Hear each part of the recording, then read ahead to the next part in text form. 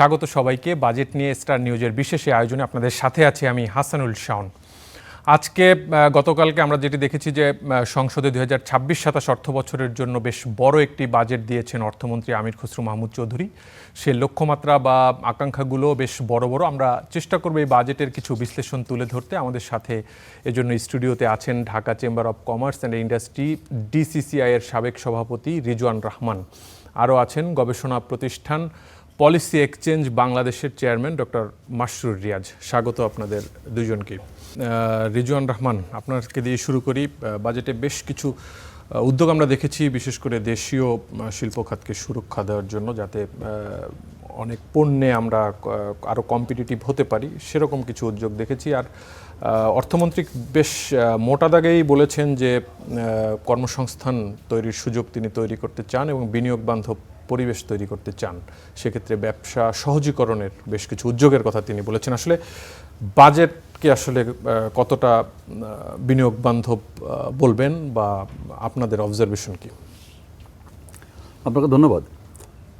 আমি শুরুতেই বলি, রাজস্ব আদায়ের লক্ষ্যমাত্রা 6,95,000 কোটি টাকা। অবশ্যই ওনাদের উদ্দেশ্য ছিল একটা ব্যবসা বান্ধব বাজেট দেওয়ার। সেখানে কিছু আমরা দেখেছি, কিছু কিছু জায়গায় উনি অনেক ছাড় দিয়েছেন, বিশেষ করে উৎসে কর বলেন, অগ্রিম কর বলেন, দিয়েছে। এটা কোনো ডিবেট নেই, এটাকে বেসরকারি খাত সাধুবাদ জানায়। তবে একটা জিনিস তো অরিজিনাল, আমরা যে বলি to address the elephant in the room, আপনি অনেকগুলো ভালো উদ্যোগ ওনারা নিয়েছেন, অনেকগুলো প্রশংসনীয় উদ্যোগ নিয়েছেন, কিন্তু আপনি তো এক লক্ষ্যমাত্রা দিয়েই তো সবগুলোকে আপনি চ্যালেঞ্জ করে দিলেন। আপনার মূল জায়গাটা কোথায়? এই সরকার নির্বাচিত হয়ে আসার আগে থেকে বলে এসছেন যে আমরা কর্মসংস্থানের জন্য কাজ করব, আমরা ন্যায়ের জন্য কাজ করব, আমরা ধরেন আপনার একটা business confidence, business climate, investment climate, যেগুলো প্রাইভেট সেক্টর সেন্ট্রিক যেসব ইশতেহারে তারা দিয়েছিলেন, এবং আপনার কিছু রিফর্মস নিয়ে কাজ করবেন। আজকে ধরেন আমরা NBR রিফর্ম যে কথা যখন বলি, সেটা আজকে থেকে বলছি না, এটা বলছে ব্যবসায়ীরা গোটা 2 দশক ধরেই বলে আসছেন। 90 দশক থেকে বলা হচ্ছে আমাদের কিছু কিছু রিফর্মস আমাদের চেঞ্জ করতে হবে।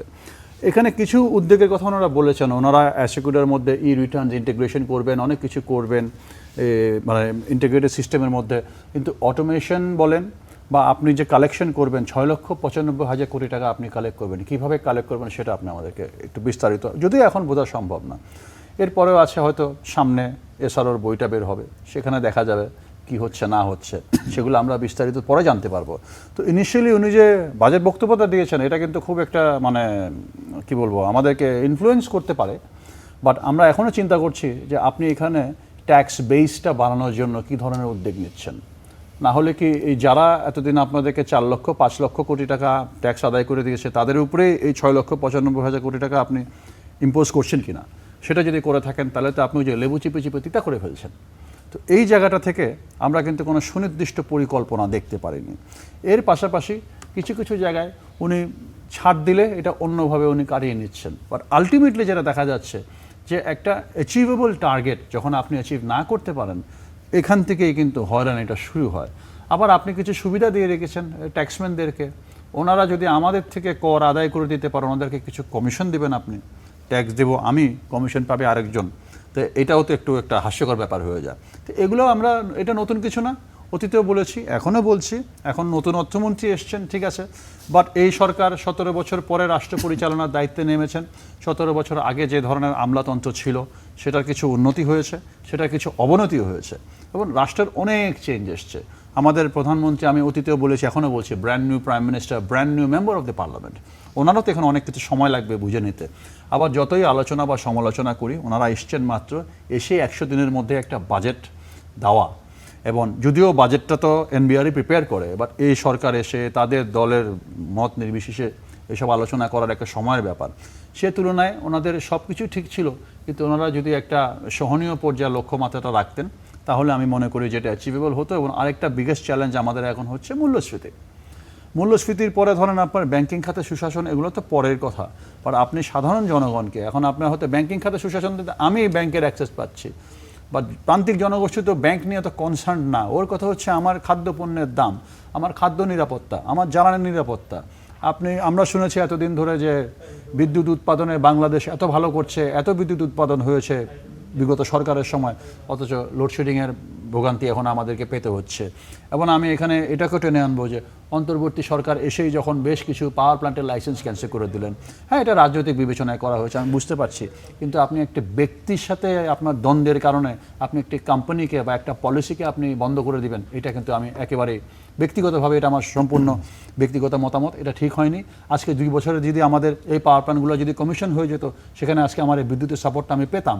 হতে পারে সে হয়তো বিগত সরকারের কোনো সাপোর্টার বা ডিরেক্টলি ইনভলভ, আপনি তাকে ধরেন, আপনি পাওয়ার প্ল্যান্ট বন্ধ করে দিবেন। পাওয়ার প্ল্যান্টের সম্পদ, এই সম্পদ কার? এই সম্পদ রাষ্ট্রের, এই সম্পদ জনগণের। এই কিছু কিছু ভুলভ্রান্তি আমাদের। একটা জিনিস unfortunate for the finance minister, উনি অনেক কিছু ইনহেরিট করেছেন, নেগেটিভ জিনিসপত্র ইনহেরিট করেছেন। উনি যখন লাস্ট কমার্স মিনিস্টার ছিলেন তখন আমাদের লক্ষ লক্ষ কোটি টাকার ঋণের বোঝা ছিল না, এখন আমাদের সেটা আছে। তখন আমাদের ব্যাংকিং সেক্টরের এত বাজে অবস্থা, দুর্বল অবস্থা ছিল না, এখন সেটা আছে। তো উনি যখন সিদ্ধান্তটা নিয়েছেন, উনি জানতে হবে যে উনি কতগুলো লায়াবিলিটি ইনহেরিট করেছেন, সেটা যেই করে থাকুক না কেন। উনি যখন শপথ নিয়েছেন, উনি অর্থ মন্ত্রণালয়ের দায়িত্ব পুরোটা ওনার ঘাড়ের উপরে। আসলে আমরা মানে এমন একটা সময় আছে, আসলে অনেকগুলো অর্থনীতিতে অনেকগুলো কঠিন বাস্তবতাও আছে এখন এক্সিস্টিং, যার মধ্যেই আসলে বিএনপি সরকার, এবারের সরকার তার প্রথম বাজেট দিল। আপনার কাছে আবার আসবো ডক্টর মাসুদ রিয়াজ, মানে এই বাজেট বলা হচ্ছে যে লক্ষ্যমাত্রাগুলো বাস্তবায়নযোগ্য না বলা হচ্ছে, এবং প্রশ্ন উঠছে আসলে এই লক্ষ্যমাত্রাগুলো অনেক বেশি করে ধরা হয়েছে, টার্গেটও বড়, বাজেটও বড়, দিন শেষে এগুলো বাস্তবায়ন করাটা কঠিন হবে। মানে আপনারা কি মনে করছেন এখনকার বাস্তবতায়? ধন্যবাদ। আই থিঙ্ক রিজওয়ান তো খুব চমৎকারভাবে বলেছে যে বাস্তবতার সাথে কোন জায়গায় ফারাক আছে। সবচাইতে বড় ফারাকটা রিজওয়ান হাইলাইট করেছে যে ট্যাক্স রেভিনিউ টার্গেট যেটা করেছে 6,95,000, ওর মধ্যে এনবিআর ট্যাক্স রেভিনিউ 6,04,000 কোটি।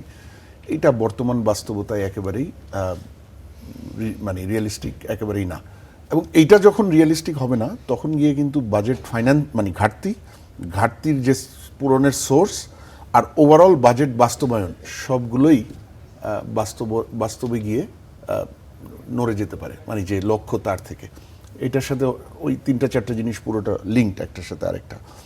তো না, কিন্তু দেখেন বাজেটের আমি সেই বাস্তবতার জায়গাটা, সেটা হলো বাজেটের বাস্তবায়নের কতটুক সম্ভাবনা আছে সেই জায়গাটা। কিন্তু তার একটু আগে যদি আসি, বাজেটটাকে যদি খুব আপনাকে 3টা লাইনে আমি বলি যে বাজেটটা কেমন হয়েছে। বাজেটের ফিলসফিতে একটা ভালো জিনিস উঠে আসছে, যে বাজেট একটু কম্প্যাশনেট। আগের 5-10 বছরের বাজেটগুলোর সাথে যদি চিন্তা করি, বাজেটটা অনেক কম্প্যাশনেট বলতে মানুষ এবং ব্যবসা তাদের জন্য একটু সহায়ক হওয়ার চেষ্টা করেছে। এই চেষ্টাটা একেবারে ক্লিয়ার। যেমন করের বোঝা, বাজেট আসলেই সবাই ভয় পায়, বিশেষ করে বিজনেস, যে এই বুঝি বোঝা বাড়লো আরও, সাধারণ মানুষেরও করের মাধ্যমে বোঝা বাড়লো নাকি, প্লাস করের বাইরে যে বিভিন্ন ডিফিকাল্টি আছে সেই বোঝাগুলো একটু কমলো বা কমানোর চেষ্টা করলো নাকি, এটা নিয়ে এক্সপেকটেশন থাকে। সেই জায়গায় কিন্তু বাজেট ভালো করেছে। বাজেট সার্বিকভাবে করের বোঝা বাড়ায়নি, বেশ অনেক জায়গায় কিছু কমিয়েছে।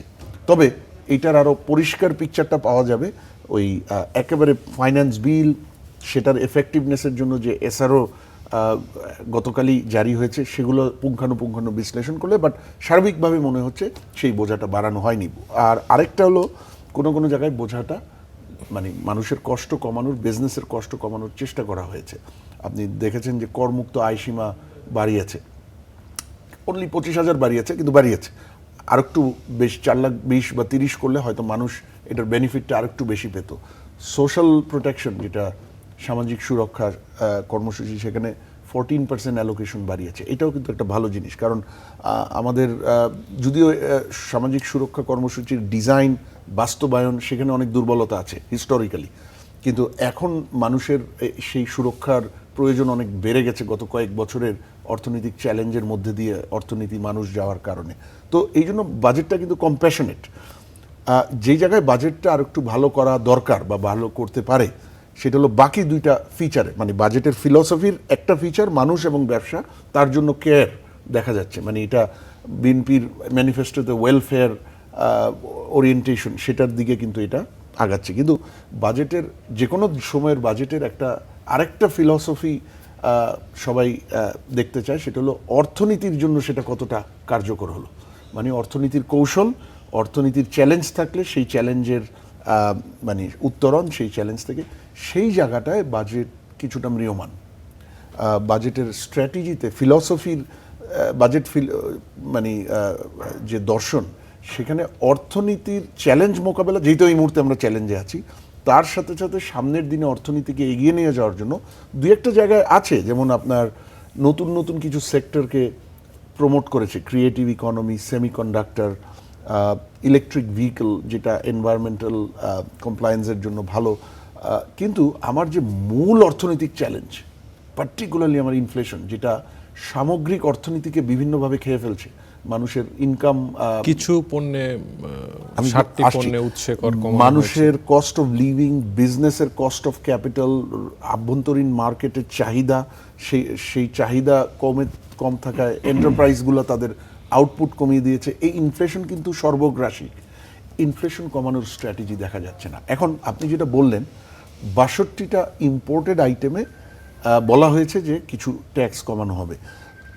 আমরা আরও ডিটেল আজকে কালকে হয়তো আমরা পাবো, কিন্তু আমরা শুনতে পাচ্ছি যে এই মানে ট্যাক্সটা কমানো হবে মূলত এলসি করার জন্য যে লাইসেন্স, সেখানে ইন্টারেস্ট, সেটার কস্টের উপর ট্যাক্স দিতে হয়, সেই ট্যাক্সটা কমিয়েছে।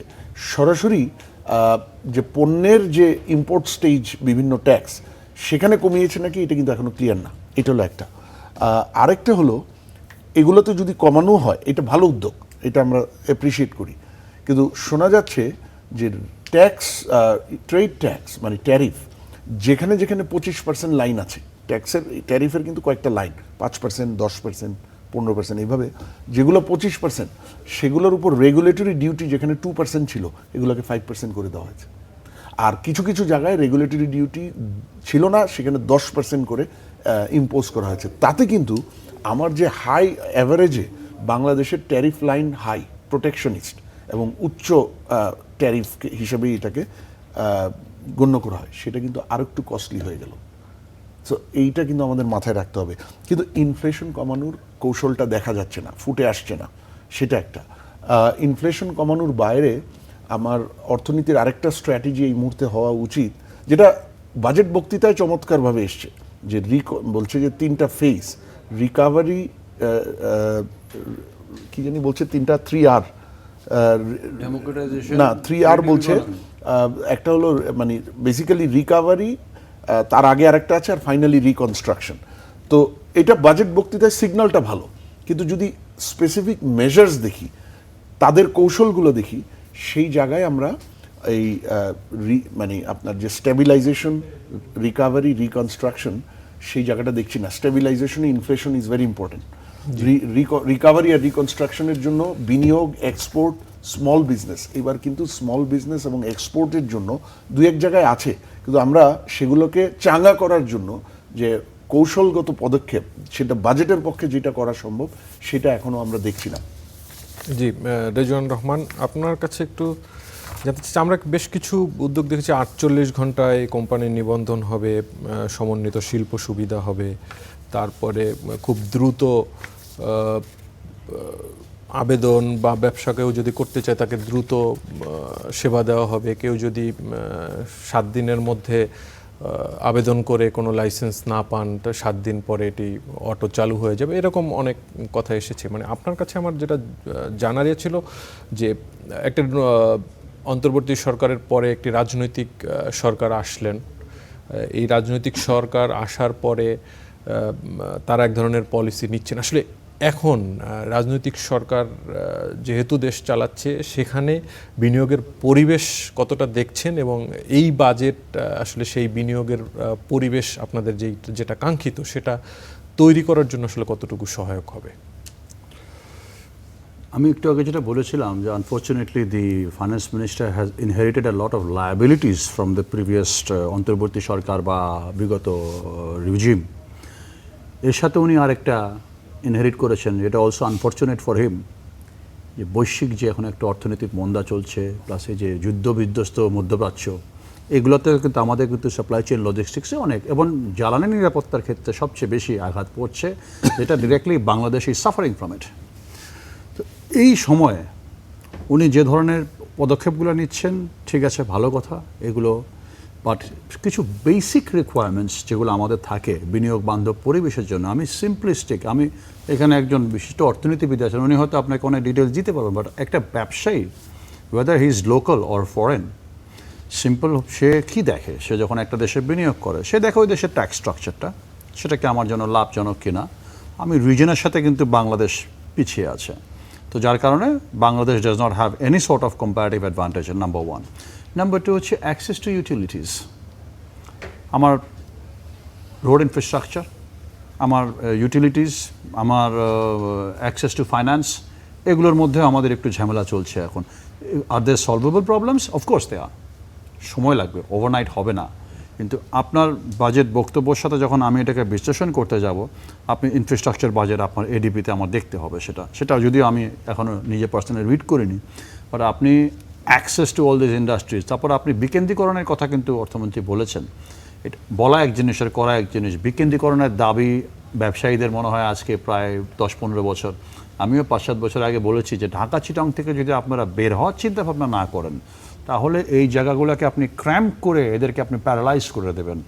আমি আজকে আপনাকে একটা সিম্পল উদাহরণে বলতে চাই যে আমি যদি আজকে ঢাকার আসলে একটা ফ্যাক্টরি করি, সেখানে আমাকে হয়তো 27% ট্যাক্স দিতে হবে, কালকে যদি অর্থমন্ত্রী আমাকে বলে তুমি যদি বগুড়া গিয়ে ফ্যাক্টরিটা করো, তোমাকে আমি 5 বছরের ট্যাক্স হলিডে দেবো, আমি কিন্তু ওই 5 বছরের ট্যাক্স হলিডের জন্য I am willing to set up the infrastructure in Bogura, that is a lot of money, depending whether you are a local business or export oriented industry. সেটা আপনাকে বিকেন্দ্রীকরণে বিভিন্নভাবে, বাট এখন বগুড়ায় গেলে তো হবে না, বগুড়া আপনি আমাকে গ্যাস দিতে হবে, বিদ্যুৎ দিতে হবে, পানি দিতে হবে, আপনি আমাকে অ্যাক্সেস দিতে হবে সেখানে, সেটাও আপনাকে করতে হবে। আপনি ইনফ্রাস্ট্রাকচার দিয়ে শুরু করেন, আপনি বিকেন্দ্রীকরণের ক্ষেত্রে আপনি ট্যাক্সটাকে ডিসেন্ট্রালাইজ করে ফেলেন, আপনি ঢাকায় ট্যাক্স দরকার হলে আপনি নতুন বিজনেসকে এনকারেজ করেন যে তোমরা ঢাকার বাইরে গিয়ে করো, তখন আমার ঢাকার বাইরে ডেভেলপমেন্ট হবে। মানুষের এই মাইন্ডসেটটা আমাকে চেঞ্জ করতে হবে যে ঢাকায় আসলেই আমার লাইফের উন্নতি হবে। রিজওয়ান রহমান, অর্থমন্ত্রী যেমনটি বলছিলেন যে ইনক্লুসিভ বাজেটের কথা বলছিলেন, একটা রোড ম্যাপ দিয়েছেন এই বাজেট বাস্তবায়নের, সে কথাও বলছিলেন আর কি। রোড ম্যাপ আসলে কতটুকু দেখছেন আপনারা? আমরা তো আসলে, উনি আজকে মাত্র প্রেস কনফারেন্স করলেন, এখানে এত বড় একটা বাজেট 6 ঘন্টা উনি বক্তৃতা দিয়েছেন, মানে ওনাকে আমি সাধুবাদ জানাই, মানে এই বয়সে এটা উনি করতে পেরেছেন, all well and done. But এই রোড ম্যাপ উনি যেটা দিচ্ছেন সেটাকে উনি, মানে একটা রোড ম্যাপ দেওয়া হচ্ছে যে আমি এই জিনিসটা করব, বা সরকার এই জিনিসটা করবে, কীভাবে করবেন ওটার বিস্তারিত আলোচনা কিন্তু সেকেন্ড ফেজে আসবে। এটা নিয়ে এই বাজেট নিয়ে পার্লামেন্টে আলোচনা হবে, সো অবভিয়াসলি আমরা সেটা নিয়ে কথা বলবো। বাট ওনার রোড ম্যাপে যেটা উনি বলেছেন ইনক্লুসিভ বাজেট, ইয়েস, আপনি যদি ওনার দৃষ্টিভঙ্গি থেকে দেখেন, উনি প্রাইভেট সেক্টরকে কিছু কিছু জায়গায় কিছু কিছু সুযোগ সুবিধা দিয়েছে। উনি পার্সোনাল ট্যাক্সের ক্ষেত্রে উনি সিলিংটা একটু বাড়িয়ে দিয়েছে, আবার অ্যাটলিস্ট মানে রেগুলার ট্যাক্স পেয়ার, এবং অন্যান্যদের ক্ষেত্রে তো আরও অনেক কিছু, মহিলাদের ক্ষেত্রে বাড়িয়েছে, তৃতীয় লিঙ্গের ক্ষেত্রে বাড়িয়েছে, জুলাই যোদ্ধা, মুক্তিযোদ্ধাদের, এগুলো তো বাড়িয়েছে, অল গুড। এরপরে ধরেন আপনি যেটা ইনিশিয়েটিভ, যেটা আমি মনে করি যেটা অ্যাকচুয়ালি একান্ত প্রধানমন্ত্রীর ভিশন, এই যে ফ্যামিলি কার্ডটা, এটা কিন্তু সামাজিক সুরক্ষার ক্ষেত্রে ডেফিনেটলি, বাট এখানে আপনি যে সোশ্যাল সেফটি নেটের যে বাজেটটা আছে সেখানে কিন্তু আপনি পেনশনস, রেগুলার পেনশনসও ঢুকিয়ে দিচ্ছেন, এটাকে কিন্তু আপনার আলাদা সিলিংয়ে নিয়ে আসতে হবে। আপনি এটাকে কিন্তু এইভাবে পেনশন আর সোশ্যাল সেফটিকে আপনি এখন আলাদা করে ফেলতে হবে, যেহেতু প্রাইম মিনিস্টারের পার্সোনাল একটা ভিশন আছে। অ্যান্ড এখানে আপনি এই সবগুলোই কিন্তু আপনি যেটা করতে হবে যে একটা ন্যাশনাল ডেটাবেস।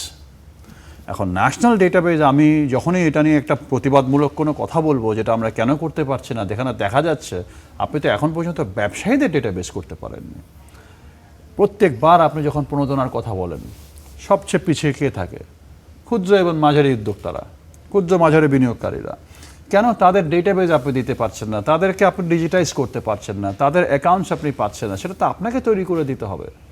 তারা তো নিজের থেকে সদিচ্ছা এটা করবে না। এমন আমি কোন ধরনের ক্ষুদ্র কুটির শিল্প বলেন বা অতি ক্ষুদ্র বলেন, মানে আমাদের CMS, cottage, micro and small, medium কিন্তু লার্জের সাথে চলে যায়। এই যে সংজ্ঞায়নটা, এটাকে আমরা বারবার বলছি যেটাকে আপনি আলাদা করে দেন, মিডিয়ামকে আপনি লার্জের সাথে নিয়ে আসেন এবং কটেজ, মাইক্রো অ্যান্ড স্মলকে আপনি নিয়ে আসেন একসাথে। এবং এই জায়গাটা থেকে আপনি যতবারই প্রণোদনার কথা বলছেন, কিছুদিন আগে বাংলাদেশ ব্যাংকের গভর্নর 60,000 কোটি টাকা প্রণোদনার কথা বলেছেন। এখানে আমার বিশ্লেষণটা আমি যেটা দেখলাম, আমি এটাকে যখন একটু পোস্টমর্টেম করলাম, আমি দেখলাম যে ধরেন আমি একটা হাসপাতালের মালিক, তো আমার এখানে অহরহভাবে রোগীর মৃত্যু হচ্ছে। কেন? আমার এখানে হয়তো অক্সিজেন সাপ্লাইয়ের অসুবিধা, আমার আইসিইউ ফেসিলিটিস নেই, বা আমার স্ট্যান্ডার্ডস খারাপ, তো আমার এখানে মৃত্যু হচ্ছে। তখন আমি কি করা শুরু করলাম? আমার মর্চুরিতে ইনভেস্টমেন্ট করা শুরু করলাম। আমার মর্চুরির ক্যাপাসিটি বাড়াতে হবে। But that is not where the problem is. I understand আমার মর্চুরিতে জায়গা নেই, বাট দ্য প্রবলেম ইজ আমাকে তো have to stop the deaths. কী কারণে? সবাই কি আপনার রাজনৈতিক শিকার হচ্ছে, নাকি কিছু কিছু লোক অর্থনৈতিক যে আজকে বর্তমান যে প্রেক্ষাপট বা যে অবস্থা, সেই কারণে তারা আজকে ক্ষতিগ্রস্ত হচ্ছে? সবাই কি মানে আপনার প্রকৃত ব্যবসায়ীরা তো আসলে আজকে এই সিচুয়েশনের শিকার হয়েছে। প্রকৃত ব্যবসায়ীরাও কিন্তু আপনার এই যে যখন এই গণ অভ্যুত্থান হলো, আপনি দেখা গেল অমুকের ফ্যাক্টরি ভাঙতে যাবেন, আগুন লাগালেন, এটা ক্যারি ফরওয়ার্ড করে পরের পাশের ফ্যাক্টরিতে লেগে গেল, এরকম কত আছে। তো এই জায়গাগুলোতে তো আপনাকে হাত দিতে হবে। যারা সিক হয়ে যাবে তাদেরকে আপনি আগে রক্ষা করেন, যেগুলো মরে পড়ে আছে সেগুলোকে আপনি পুনরুজ্জীবিত করবেন। এইটা তো আমরা আসলে কোনোভাবে চেষ্টা করছি তাদেরকে সাপোর্ট করতে, পারে আমরা কিন্তু পজিটিভ কোনো কমেন্ট এখানে করতে পারছি না। জি, আমরা ডক্টর মাসুদ রিয়াজের কাছে আসবো, একটা বিরতি নিয়ে আসছি। দর্শক, নিচ্ছে একটা বিরতি, সাথেই থাকবেন। দর্শক, বিরতির পর আবার আমন্ত্রণ। আপনারা দেখছেন স্টার নিউজের বাজেট নিয়ে এই বিশেষ আয়োজন। আমরা আবারও ফিরছি আলোচনায়। ডক্টর মাসুদ রিয়াজ, রোডম্যাপের কথা বলছিলেন অর্থমন্ত্রী, মানে এই ম্যাপটা আসলে কতটা স্পষ্ট বা দেখছেন কিনা, বা আপনাদের পরামর্শ কি এই বাজেট বাস্তবায়নের জন্য? দেখেন, ভিশনটা স্পষ্ট। একটা এই বাজেটটা অ্যাসপিরেশনাল, এবং এটা যে ভিশনের এগেনস্টে অ্যাসপায়ার করছে সেটা ক্লিয়ার, যে সাধারণ মানুষ, জনগণ, নাগরিক, ভোটার তাদের জীবনযাত্রা সহজ করতে চায়, তাদের অর্থনীতিতে তাদের সুযোগ বাড়াতে চায়, যেটা ডেমোক্রেটাইজেশন অফ ইকোনমি বলে বলা হচ্ছে। ভিশনটা এটাও ক্লিয়ার যে অর্থনীতি খারাপ অবস্থায় আছে, এটা রেকগনিশন আছে, এবং অর্থনীতিটাকে ভালো জায়গায় নিতে চায়। সো ভিশনটা খুব ক্লিয়ার। সেটার সাথে কিছু প্রায়োরিটি এরিয়া ক্লিয়ার করেছে, সেটাও খুব ভালোভাবে এসছে। 10টা এরিয়া আপনি দেখেছেন, ওখানে বলেছে ডিরেগুলেশনের মতো এরকম বেশ কয়েকটা, সবার জন্য উন্নয়ন, সবার জন্য স্থিতিশীলতা, এরকম স্টেবিলিটি। কিন্তু আমি একটু আগেও যেটা বলছিলাম, যে অর্থনীতির কৌশলটা কি? আমরা তো ক্রাইসিসে আছি। এটাই সরকারের দোষ না, সরকার আনফর্চুনেটলি ইনহেরিট করেছে। এগুলো তৈরি হয়েছে আগে, 24-এর পট পরিবর্তনের আগেই হয়েছে।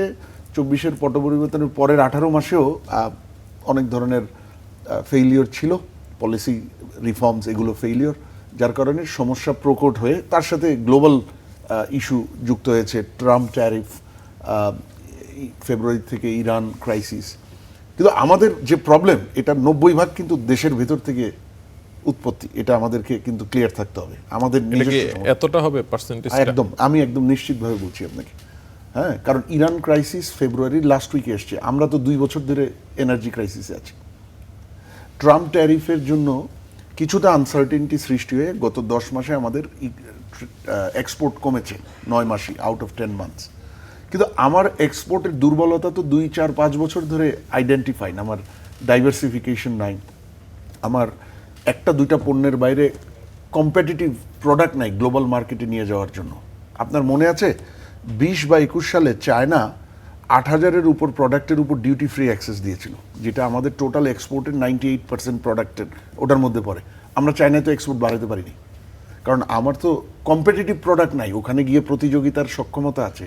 তো এটা তো আমার 5-7 বছর আগের প্রবলেম। সুতরাং আমার দেশের ভেতরের প্রবলেম, কারণ আমি এক্সপোর্ট কম্পিটিটিভনেস, এক্সপোর্ট ডাইভার্সিফিকেশন এগুলোর জন্য তৈরি হতে পারিনি। এটা তো গ্লোবাল সমস্যার সাথে কোনো সমস্যা মানে যুক্ত না। গ্লোবাল সমস্যাগুলো মরার উপর খাড়ার গা হিসেবে এসছে। আরেকটা বিষয় খুব জোরে সোরে আসে, যে আর্থিক খাতের শৃঙ্খলা। অবশ্যই, মানে সেই শৃঙ্খলা, আর্থিক খাতের শৃঙ্খলা, বিশেষ করে যদি দুর্বল ব্যাংক খাতের কথা যদি আমরা এখনকার বলি, মানে সেটার উত্তরণের কোনো বা সেই সংস্কারকে এগিয়ে নেওয়ার কোনো উদ্যোগ কি দেখেছেন? সেই জায়গাটাই আমি আসছিলাম, যে আমরা ভিশনটা very clear, priority area clear, কিন্তু অর্থনৈতিক কৌশলটা কি, সেখানে বাজেটের ভূমিকা কি, বাজেট সেই কোন কৌশলে সেই জায়গায় অবদান রাখছে, এটা ক্লিয়ার না। তার মধ্যে আপনি উদাহরণটা হিসেবে আনলেন যে আমার যেই মুহূর্তে যে ক্রাইসিসগুলো আছে, এর মধ্যে সবচেয়ে বড় ক্রাইসিস যদি 4-5টা ধরি, এর মধ্যে 3টা হলো ইনফ্লেশন, এনার্জি আর ব্যাংকিং। বা আর্থিক খাতের শৃঙ্খলা। সুশাসন। এর বাইরে আছে বিনিয়োগ এবং এমপ্লয়মেন্ট এবং সরকারের আর্থিক সক্ষমতা। এইখানেই কিন্তু আমার সার্বিক ক্রাইসিস আপনি সামারাইজ করতে পারবেন এই পাঁচটার মধ্যে।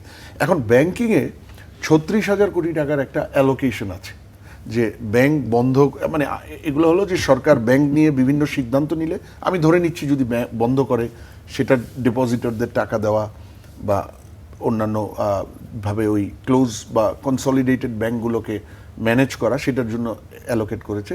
তো সেটা একটা ভালো দিক, কারণ ব্যাংক বন্ধ করতে হবে কয়েকটা, এনবিএফআই বন্ধ করতে হবে, কারণ এরা চলতে পারবে না নিজের পায়ে। এই যে 5টা ব্যাংক বন্ধ করার পথে হাঁটছে সরকার, মানে গত প্রায় 6-8 মাস ধরেই বাংলাদেশ হাঁটতে গিয়ে আবার ফেরত আসে। একীভূত করার পথে হাঁটছে আসলে। ওই তো, মানে অ্যাকচুয়ালি এই ব্যাংকগুলা, মানে হয়তো একটা ব্যাংক বাদ দিলে বাকি ব্যাংকগুলো নিজের পায়ে দাঁড়ায় চলার মতো না। এটা ইন্টারিম গভর্নমেন্টের চরম ভুল ছিল যে এই 5টা ব্যাংক একীভূত করে আবার সরকারি মালিকানায় আরেকটা নতুন ব্যাংক চালু করার, ওই 5টার মাধ্যমে। সরকারি মালিকানার বাকি ব্যাংকগুলোর অবস্থা কি? এই নতুন একটা, মানে এই 5টা ব্যাংক যেহেতু নিজের পায়ে চলতে পারছে না, এদেরকে আপনি বন্ধ করলে একবারে বন্ধ করে দিতে হবে, দিয়ে আপনি ডিপোজিটরদের কিভাবে ফেরত দিবেন টাকা, সেই পন্থা নিয়ে আলোচনা হতে পারে। কিন্তু ওই 5টাকে বন্ধ করে আপনি আবার একটা নতুন ব্যাংক চালু করবেন, তাও সরকারি মালিকানায়, ওই নতুন ব্যাংকও তো তারপর খুঁড়িয়ে চলবে, ওকে রিকাভার করবে কে, ওকে বেইল আউট করবে কে?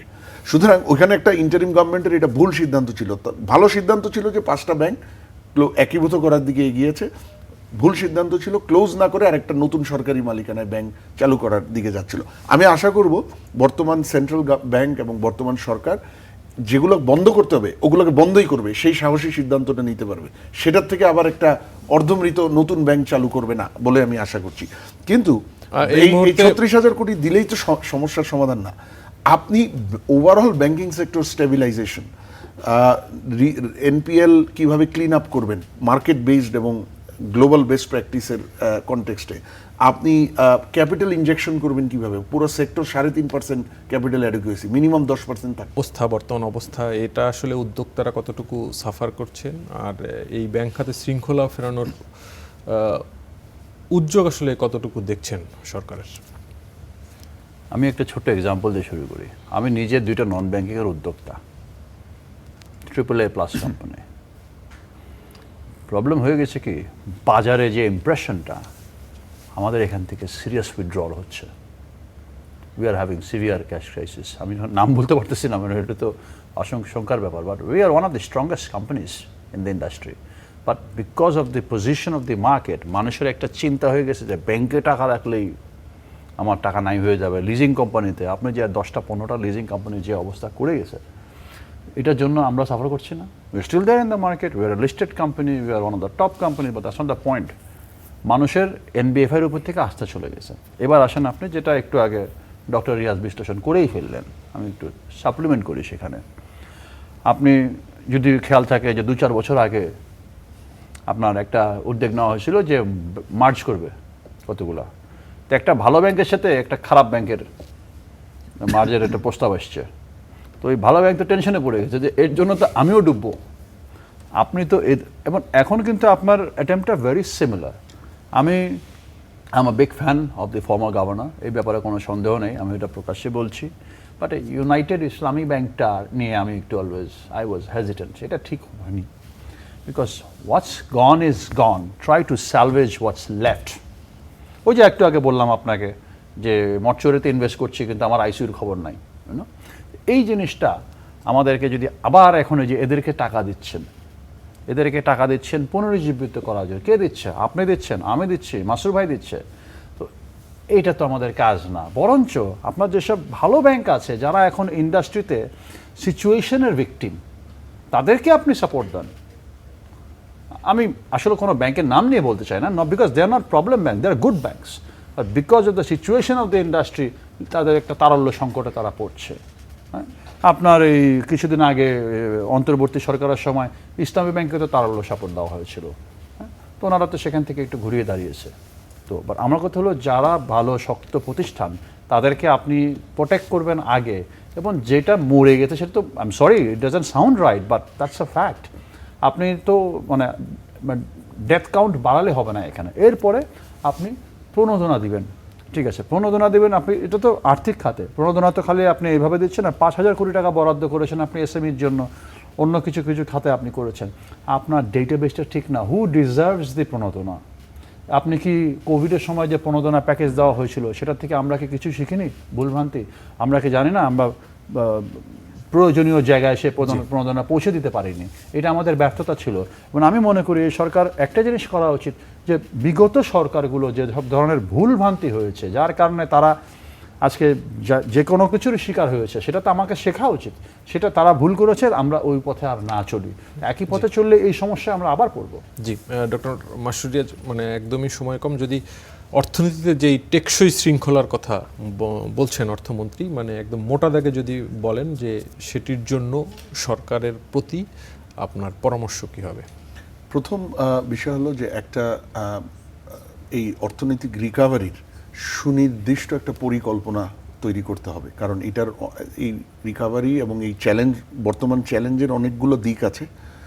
প্রতিটা দিককে আপনার এই সবগুলোকে সমন্বিতভাবে কিন্তু আগাতে হবে। এখন সেখানে যদি আপনার একটা সমন্বিত পরিকল্পনা না থাকে, ওই তখন এক ডান হাত কি কাজ করছে, বাম হাত জানবে না, কোথায় কাজ হওয়া দরকার আর কোথায় হচ্ছে সেটার মধ্যে হয়তো পার্থক্য থাকবে। দ্বিতীয় হলো, বাংলাদেশে যেটা হয়, অনেক ফিল গুড বড় বড় ভিশন পরিকল্পনা থাকে, কিন্তু কার্যকর বাস্তবায়ন পরিকল্পনা থাকে না, অ্যাকশন প্ল্যান, টাইম বাউন্ড, এটা থাকতে হবে। দ্বিতীয়, আর ফোকাস এরিয়াগুলো আমি বলছি, আমার ম্যাক্রো স্টেবিলাইজ করতে হবে, আমার এনার্জির যে আগামী 1 থেকে 2 বছর ইম্পোর্টেড এনার্জির উপরেই থাকতে হবে, সেটার জন্য তৈরি হতে হবে, সেটার খরচ কোত্থেকে আসবে, আর 3 থেকে 5 বছরের মধ্যে রিনিউয়েবল এবং লোকাল গ্যাস, সেটাকে একেবারে আমার সমস্যা সমাধানের লেভেলে নিয়ে যেতে হবে।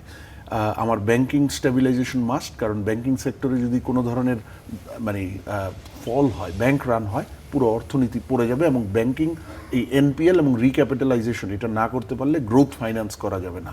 বিনিয়োগ এবং এক্সপোর্ট ডাইভার্সিফিকেশন, এই দুটাকে অ্যাগেইন এটা trade and investment reform plan, সার্বিক অর্থনৈতিক রিকনস্ট্রাকশন রিকভারি প্ল্যানের আন্ডারে একটা সেপারেট পিলারে একেবারে 2 থেকে 3 বছরের সুনির্দিষ্ট পরিকল্পনা নিয়ে আগাতে হবে।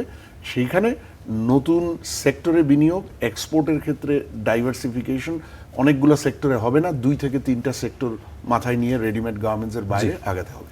আপনাদের দুজনকেই ধন্যবাদ আমাদের সাথে স্টুডিওতে এসে গুরুত্বপূর্ণ আলোচনায় অংশ নেওয়ার জন্য।